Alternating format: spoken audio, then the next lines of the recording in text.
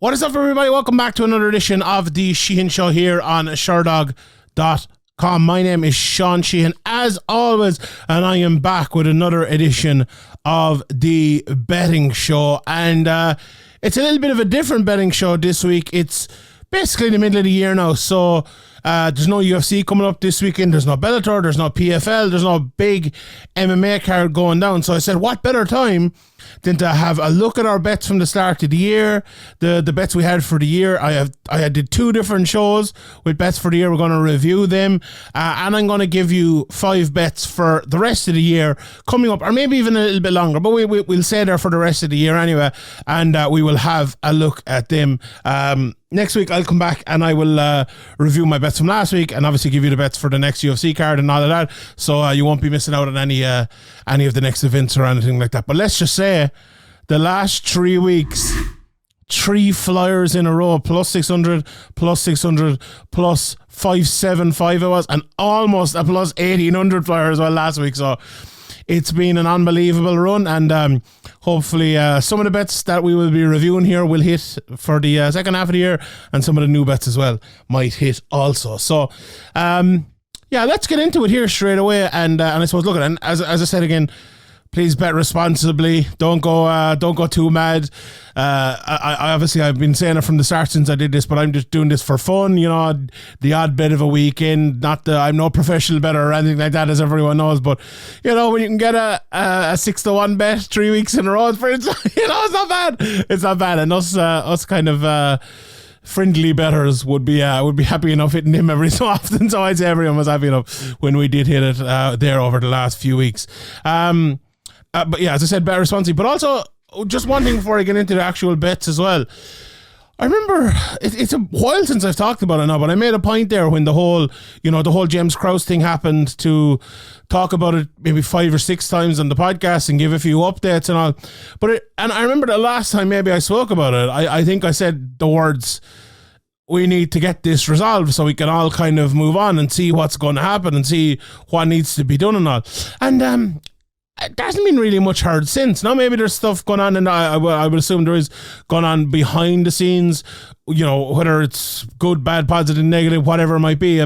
There you would nearly bet, excuse the pun, that something was going on behind the scenes, and we will be hearing about it, whether it's sooner rather than later. But I thought it would be sooner because it created such uncertainty.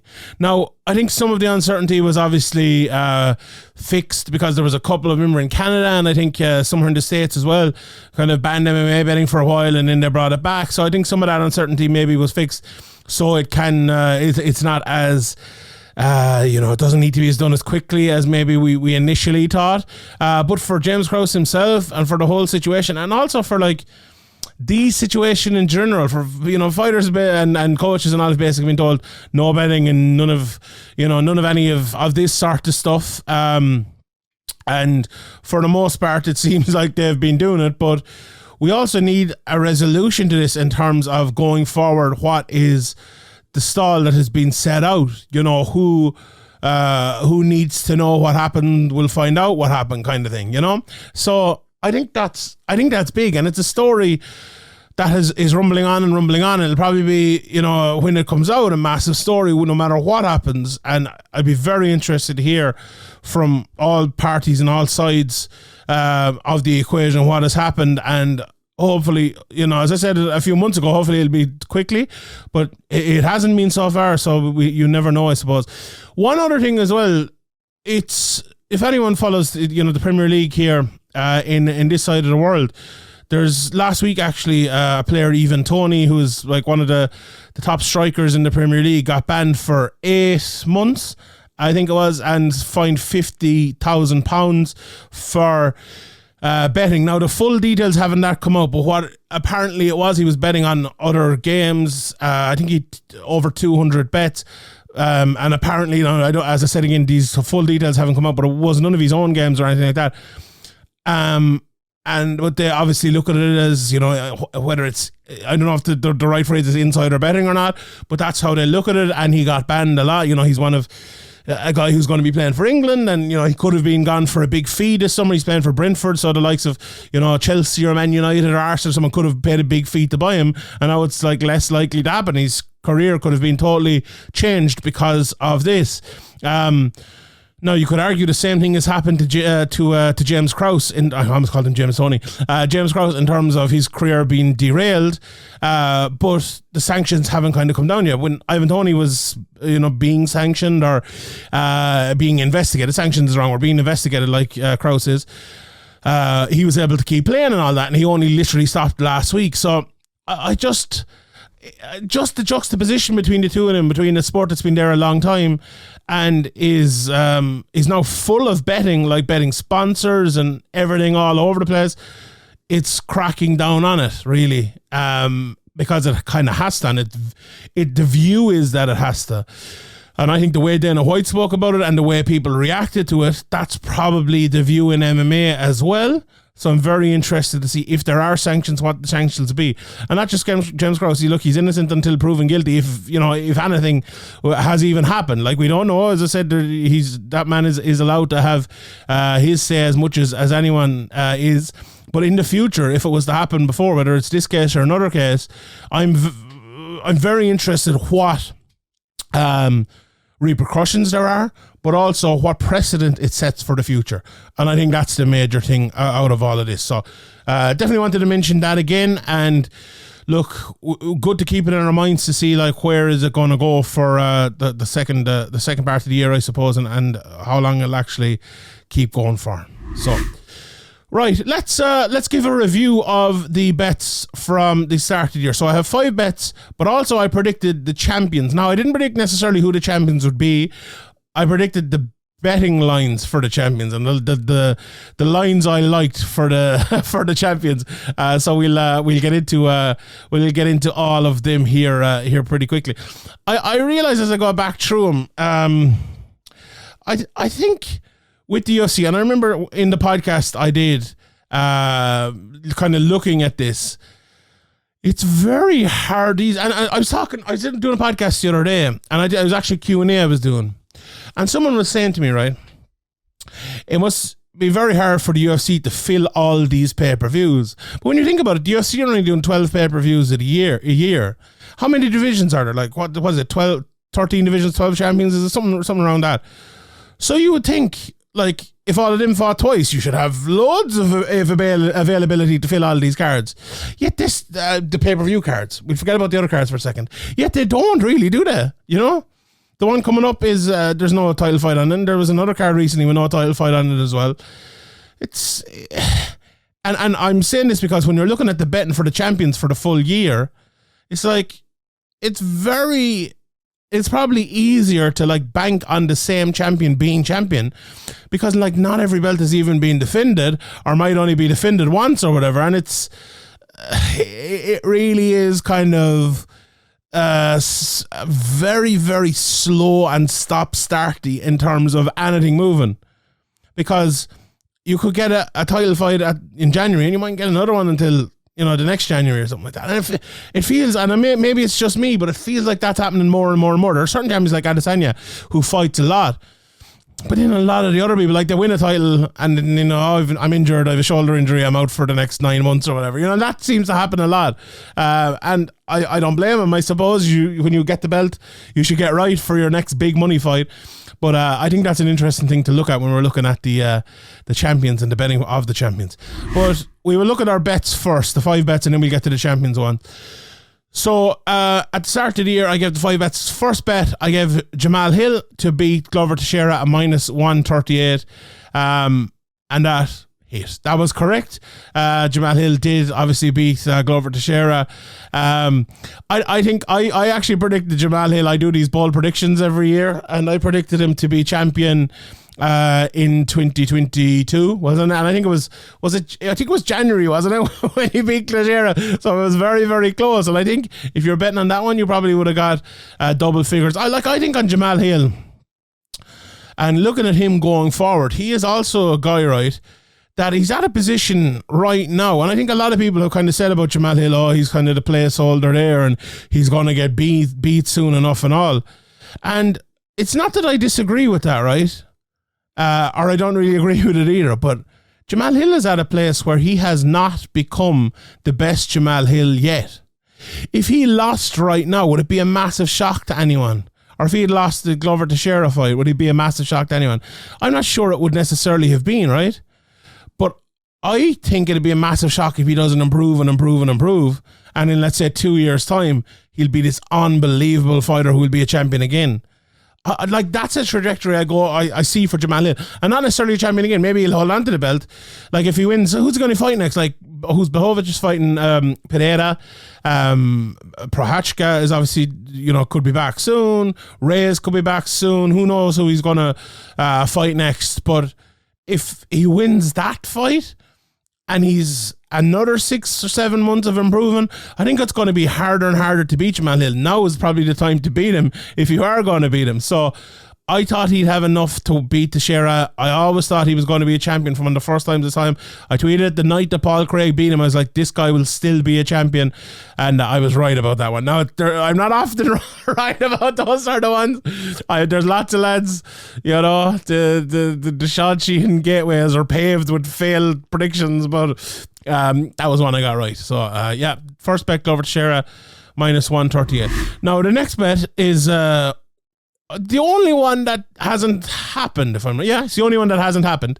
And I gave Francis Ngannou to defeat John Jones at -155, which is very interesting in my mind, right? Because it's very easy to forget your opinions at the time. Like, I think a lot of people's opinion at the time was the fight was going to happen, and you pick Ngannou, right? My opinion, obviously, at this time when I recorded it, was that I would pick Ngannou to win. But it's funny because I feel like after the news, and I did a whole video with it, the news that Ngannou signed his great contract last week has kind of brought him back into the thinking of a lot of people, and everyone is saying, like, he's the lineal champion, and he's saying it himself, and Jake Paul is coming out in PFL, and it's been great. But it did feel like there for a couple of months that Francis was a little bit forgotten. Not forgotten in terms of like, okay, what's the deal going to be and all of that. But he was forgotten in terms of like, Tyson Fury started calling out John Jones now, not Francis. Every time he wants to call someone out, he uses the UFC champion. And I think if Francis had ever realized before that he was being used, that was probably the time he should have realized it. But like, that's just the symptom of all of this. It did feel like, John Jones beat Gagne so easily. Is everyone like, well, would he have done the same to Francis? Like, we never know that question, and my opinion was the opposite at this time. But I'm not saying that's necessarily my opinion. I don't think it was. But that was the way the narrative was kind of going. And it's just, I think, interesting to look back and see, okay, Francis was, and also, people don't like me calling him Francis, but I will continue to call him Francis because his name is Francis. Like, he came from a French-speaking nation to France.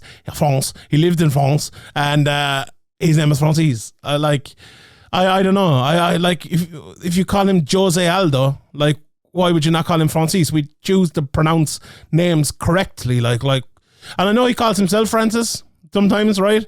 But he calls himself Francis because I feel like everyone else calls him Francis. If he were to say his own name to a French-speaking person, he'd probably call him Francis. Anyway, I don't care. I'm going to continue to say.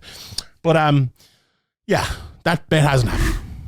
The next bet, I got it right, but I also predicted the other way around when the fight happened. So I won't lie to you, I won't hide it. I kind of double picked this one, but we all have our prerogative to change our mind. So I picked Adesanya to defeat Pereira at -150, and obviously he did. So that was a good bet, even though I did pick Pereira later on closer to the fight. So what was this, like 3-4 months before the fight? So by the time the fight had come around, I had kind of changed my opinion. But also, I did say just before the fight that I really don't know, and it's a very pick-em fight. I remember thinking at the time that Adesanya would be able to turn it around. I went back and I watched the fight, and I thought, like, the mental side of it's going to be very tough for Adesanya.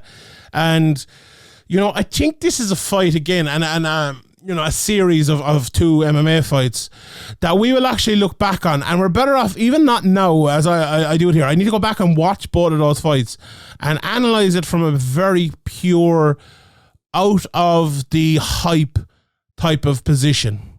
Because, like, I feel like we thought one way going into the first fight, we thought one way going into the second fight, but we need to actually like break them down to discuss that like in perpetuity. What was the result of that? Like, was it Adesanya?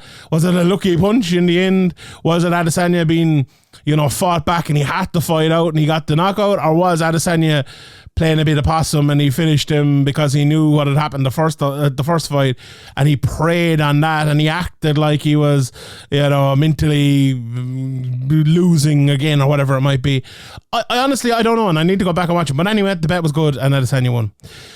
One bet that wasn't good, and two bets that weren't good actually, the last two. But the first one, Usman defeated Leon Edwards via TKO KO plus 175.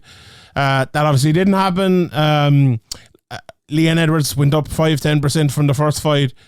Usman, I didn't think he fought as well. He didn't fight badly or anything like that, but I think if he had fought the same way he fought in the first fight, or even a little bit better, I think Leon Edwards would have won anyway. Yeah, I really do now, thinking back on that, because it was a great performance from Leon. I was talking to John Anik just before, and he was quoting Teddy Atlas saying you go up, 20-30% when you become the champion. And I didn't necessarily buy into that. And honestly, I still don't necessarily buy into that. But Leon Edwards did. There's no doubt about it for Leon Edwards. He did. And he won that fight. He won that fight kind of walking away. The last bet then of the 5 was Alexander Volkanovski to defeat Islam Makhachev at plus 270. I think if they fought again, you're not getting plus 270 on that anyway. Obviously, they did fight. It was a fight that could have gone either way. It was a very, very close fight. I scored it for Volkanovski, I think, on rewatch. I think I had it for Makhachev, but it was very close. Obviously, we all remember, was it the 4th round where he had his back and wasn't really doing much with his back, and there was a few punches coming, and there was a big debate over that, and maybe I went a little bit overboard in that, and like he's back, but he's doing nothing with it, and he's getting punched. One of them. But whatever way about it was a close fight. I think a lot of people, if they had looked at that plus 270 after the fight and thinking, oh God, that could have been a very, very, very tasty bet, and that price was definitely wrong. Probably should have been closer to plus 170, maybe even less than that. I think if they were to fight again, and maybe the odds are up for that. I'll have a look at that. I don't think they are, but maybe the odds are up for that. I think it'd be closer to plus 150, maybe plus 170 at a stretch. But he didn't win, but it was not a bad bet at all. Not a bad bet. Right. Obviously, the champions predictions are for the whole year, but we're halfway through the year. Let's quickly review. We'll run through them pretty quickly. Flyweight, Figueiredo at 2-1. I gave. Obviously, at this stage, he was due to fight Moreno again. He ended up losing that fight, but he is staying at 125, isn't he? So he has another 7 months here. Is he saying 120? Didn't he have a 125 fight booked and then it wasn't booked and now it's booked again, or is it half booked or is it not? I don't know. He lost that fight anyway. As long as Moreno is still the champion, I doubt he's getting another match. So these bets are to be champion at the end of the year. That's not going to happen. I don't think so. No, 2-1. 2-1 wasn't a great price. It was a great price based on he's to win one fight, and at 2-1, I think at the time was my thinking, but not now. Bantamweight, I went for Umar and Magomedov at 50-1 because it was 50-1. Now, since then, Umar has knocked out Ronnie Barsolas very, very quickly. There's talks of him getting some bigger fights and things like that. I don't think he has one booked yet. But again, this is another one of these divisions that is very kind of slowly moving. Although maybe moving faster than you would expect, because O'Malley is fighting. Obviously, Sterling just fought. Now he's going to fight O'Malley, and then Sterling is kind of saying, "I'll move up in weight if I do win, or maybe a fight after." And Merab is going to get in, so Merab is kind of next in line, no matter what happens after he stole O'Malley's jacket. So Umar, is there an outside chance someone gets injured? Umar steps in, and at 50-1 could win the title.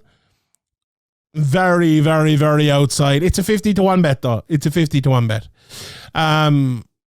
The women's strawweight division, Rose Namajunas at 5-2. I did think at the time that she was going to get the shot. Now Lemos is getting the shot, and Yan Joanna put herself, I thought, right in contention about getting the shot. Like, if Zhang Weili wins that fight, are they going to do a big card in China between the two Chinese women's strawweights? I would say probably. if they can, and that means Rose is not going to get in there. Like, what's Rose going to do? It feels like we haven't heard from her for a long time. Is she going to take a fight? That 5-2 bet doesn't look like it's going to be good, to be honest. Doesn't look like it's going to be good. Women's flyweight, I went for Erin Blanchfield at 14-1. Now, obviously, she beat Jessica Andrade, won that massive fight.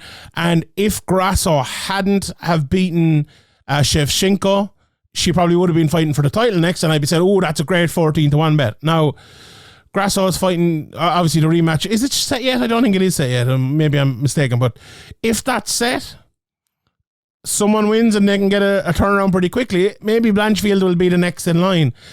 As I said again, the belts, the title's moving slowly. There's only 7 months to get in those 2 fights. At 14-1, would you still take that bet right now? Maybe at 20-1, but she's in a better position now in terms of where she is in the division. In terms of timing, obviously it's going to be an issue, but that 14-1, still hanging in there. So at women's bantamweight, I give Shevchenko at 15-2. Now, I thought she would win against Krause, move up and beat Nunes. Obviously, that's not going to happen now, so that bet is almost completely out the window, I would say. In fact, if I was to give a bet now, and maybe I will be giving a bet in a second. So my 5 bets for the rest of the year will be up in a second. Featherweight, I gave Ilia Topuria at 20-1. He's fighting Josh Emmett, and I think if he wins that with Aaron Lallen no longer on his win streak, and Yair and Volkanovski coming up pretty soon, Topuria could be the next in line. Now, will he... So, and with this as well, there is an Australian card coming up in the autumn or something like that. If Volkanovski wins, will they turn him around, get him on that card and put him up against Topuria? I could see that happening. So that 20-1 bet is a good one. 20-1 to beat Emmett and Volkanovski maybe is a bit much, but is he going to beat Volkanovski? Oh my God, that's the fight I want to see. But we'll see. The lightweight Volkanovski at 92. Now, the other option is there, the Topuria fight doesn't happen, and they do the rematch for the lightweight belt, and Volkanovski gets another shot. He's wanted that. I think a lot of people wanted that. I don't think that's as likely, and at 92, obviously not, but at this time, the lightweight super fight hadn't taken place yet, and obviously I picked Volkanovski to win it, but or maybe I don't know. Maybe, but anyway, 92. It was for the end of the year, so I probably hadn't. No, indeed. Welterweight Usman 7-4. Obviously he lost and he's not going to get back in there, so that one's pretty self-explanatory. Whittaker at 8-1 in middleweight. I picked. Now this was kind of based on Pereira beating Adesanya, possibly. Well, I was taking that chance anyway, even though I was picking Adesanya to win, but I thought it'd be a 50-50. So if the 50-50 had gone to Pereira and Whittaker was next in line, I thought Whittaker would beat Pereira. So that basically was my 8-1 pick. Hasn't worked out, but Whittaker, if he wins his upcoming fight, who's he fighting? Is he fighting Vittori? Or is there was talks of him fighting Chimaev anyway. If he wins an upcoming fight, could he get the Adesanya fight again? Maybe. Could he win it? Maybe 8-1. We'll see. Jamahal Hilden 7-2 to be champion. Obviously, he won the title, and he still has the title. Doesn't look like he's going to be fighting anytime soon. Will he have one before the end of the year? I would say possibly yes. So you're giving that 7-2 just to win one more fight. I think that's pretty good. And then a heavyweight Cyril Gane 5-1. We all know what happened with him and John Jones. He's going to have to fight his way back. So that bet is definitely not happening. Right. That's a review of the bets for this year. We will obviously review them again, all of the first 5 are done basically, unless Francis and John Jones decide to fight in some way. But the champions we can review again towards the end of the year. So here are the bets I'm going to give, and not necessarily give. I'm just going to run through some of the bets here. I'm going to give you my 5. And then if there's anything else, we can have a look at it again. And I'm not going to go through these in full like I normally do, but I'll throw these out there. So number 1, and these are possible future fights. We talked about Whittaker a minute ago. We talked about Leon Edwards. We talked about Nunes and Aldana. And I'm going to throw a few bets out for them, right? So number 1, Chimaev versus Whittaker. If that fight happens, plus 100, Chimaev is here. Now, take these odds, as I said, with a pinch of salt. But I'm very interested to see Chimaev going up against one of the top guys. Even if it's not plus 100, I think his price would probably be a little bit better than he would be at welterweight. even against the top guys.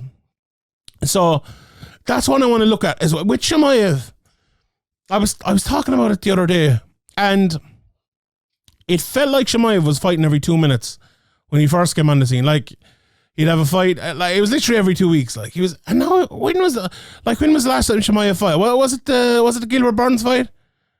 Maybe it's that. Maybe I should look that up on Sherdog.com. But it feels like it's been ages, right? And the point in this is, when it feels like ages, I feel like sometimes maybe the bookies kind of forget how good a guy is, right? Oh, he fought Kevin Holland. Oh, yeah, that debacle with the whole Diaz thing. Yeah, so that was in September last year. But still, what's it, 8 months since that has happened? And nothing in the works here. I'm looking at nothing in the works yet. 100% upcoming. But if you put him in there against Robert Whittaker, would he win? I think it's a close fight, but that plus 200, I would favour him.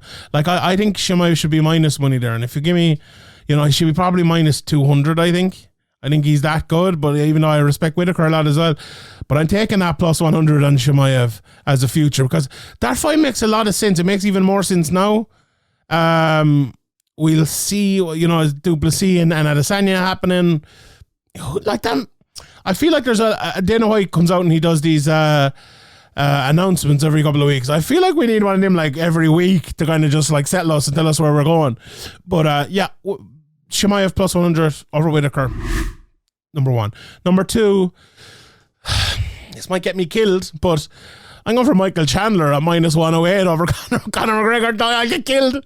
I will get killed. Like, I saw Dustin Poirier was on with Ariel there on Monday, and he was saying he fancies Conor to win in the second round. And I was watching the Conor McGregor documentary, and you looked at that and you think before the Poirier, the first Poirier, the second Poirier fight, the middle Poirier fight, he was actually like, it felt in the documentary he was going great guns, like he was going really well, and he looked fit and looked like he was kind of getting back to it. And then, he lost that Poirier fight fair and square. He didn't fight that badly on it, just Poirier had a great game plan, and then he obviously broke the leg in the second one. And if he could, I don't know, if he can get back to where he was like before the first Poirier fight or the middle Poirier fight, even though it's like not in that, that mad, brilliant, epic run he had before, like he'd have a great chance against Chandler, I think. Like he had a great chance against Poirier in that fight. And I think that's probably what Poirier is thinking and everyone else might be thinking when you watch that documentary. But also, it's like, can he do that? Like, he's a broken leg added into that. He's like been out for 2 years with the broken leg. I spoke to him, I interviewed him 15 months ago, and he told me he was thinking about coming back like in a couple of months. And it's been 15 months. Like, I don't know. I feel like I have for a long time felt like Conor McGregor needs basically a Tony Ferguson fight, a Dan Hooker fight, and then a Chandler fight. Not straight into Chandler. And like then, if he wins the two of them, beats Chandler, then we can go over. I think everyone would agree. Title shot, right up there, no problem. We understand what Conor McGregor is. We understand where he is. If he goes on that run, no problem. But I feel like he tried to do the season thing. It didn't work because of the pandemic. And now they're kind of giving him up on that. I think that's the wrong way to do it. I just think going in there against Chandler is the wrong move. Like, can McGregor get back to the way he once was? It's very, very doubtful. Like, I hope so. I think everyone would probably hope so. But the best way to do it is to do it right. And are they doing it right? Like, let's say McGregor has spent every waking moment in the gym. He's weight down. He's not going out into town. He's not dealing with business things. He's not doing films. He's in SPG Monday at 9 o'clock, and he leaves at 9 o'clock that night. He goes home. He goes to sleep. He eats his dinners. He, takes his vitamins. He eats his vegetables, and that's that. Like, it needs all of that plus the right matchmaking getting back to where he was. If you don't have both of those things, I find it very hard. And that's why I'm going for Chandler. Chandler's the guy who's been at it. He's been there. He's going to go in. There's going to be no rustiness. He's going to go straight at him. And like McGregor goes straight at him as well. And that's worked very well for him in the past. But he's the wrestling. He has the power. Yeah, I don't know. I think there's too many hurdles to climb. If you were to give me one fight and then Chandler, I'd be picking Conor all day. All day. But the first fight back, I think that minus 108 in Chandler is a good price. The next one, John Jones versus Stipe Miocic. He's minus 310. Now, I gave this as a bet. Obviously, it's a minus 310 bet, so it's pretty big. But that does look like the fight that's going to happen next. And even though I'm still unconvinced about how good Jon Jones actually is at heavyweight right now, because the fight didn't go that long, I think Stipe, it'd be very hard for him to also come back and be as good as he once was to compete against Jon Jones at this stage of his career. Because to compete against Jon Jones, you need to be the top of the top of the top, right? Or you really do. And if Stipe is not there, even if Jon Jones is not necessarily there either, I think this is a nightmare. You need to be Joelton Almeida, basically. You need to be at the beginning of your prime before you've been beaten in a big fight or anything like that. Waking up in the morning without needing to stretch kind of thing. That's what you need to be. You can't be a dreary old lad turning 5 this Saturday like me. You can't be that. And that's what Stipe is. So I think Jon Jones minus 310 there. Leon Edwards is my next bet. Minus 105 to beat Colby Covington. I think this is another one that, like, if Usman can't wrestle Edwards successfully for 2 fights, he did in parts of the first fight, but if he can't, and Edwards won the second fight striking, I think it's very hard for Colby to win that fight. Like, Usman showed in their fights that he is a better fighter than Colby in those areas. And if he is, like, this is very MMA maths here, but I think Colby is way too reluctant to wrestle these days. I think he tries to strike too much. I think he tries to be well-rounded too much. He needs to go back to his relentless wrestling. And I feel like he's not going to do it. And even if he does do it, I think it'll be a struggle against Leon Edwards. His footwork is too good. His movement is too good. I didn't hugely favour Leon Edwards, as my bets have shown, in the Usman matchups at all. I thought if Usman was off, Edwards had the ability to win, and he's a good fighter. But I thought Usman was on another level. Now, I think Leon Edwards might be on another level to Colby in that same sort of way, Now, it could be wrong, and maybe the wrestling of Colby will win, but I think tactically Colby is a bit inept recently. I've thought it for a while, to be honest. I think Colby's a great fighter. Forget about his personality or whatever, his character. He is a very, very, very good fighter, but I actually think he's a better fighter than he shows. I really do. I don't think he puts together his weapons all that well at all. If he did, I think he would have been a champion. And he would have been a very, like, and Dana White said that if Usman didn't exist, Colby would be the one. But I'm not exactly sure he would be, because when he gets to the big stage, he just doesn't do it well enough. And Edwards now twice has. He has, like, even in the first round, or sorry, it was the second round against Usman the first time, he was very competitive, and then he knocked him out, Obviously the middle part, not so much. In the second fight, he was, the better fighter. Could have been a draw because of the point taken away and all, but, he was the better fighter. I think he'll go again after that, and I don't know if Colby will. So I like Leon Edwards in that fight, minus 105. And the last bet, I gave you a bit of like a half a flyer last time. I'm going to do it again. Irene Aldana plus 260 to beat Amanda Nunes, and I think this is probably a bet I'll be giving in a couple of weeks again. I think Aldana is a good fighter, not a great fighter. I think Amanda Nunes is the greatest female fighter we've ever seen, but I don't think she is what she once was. Now, we will see in this fight, right? We will see in this fight. She will either lose or she'll be back, I think.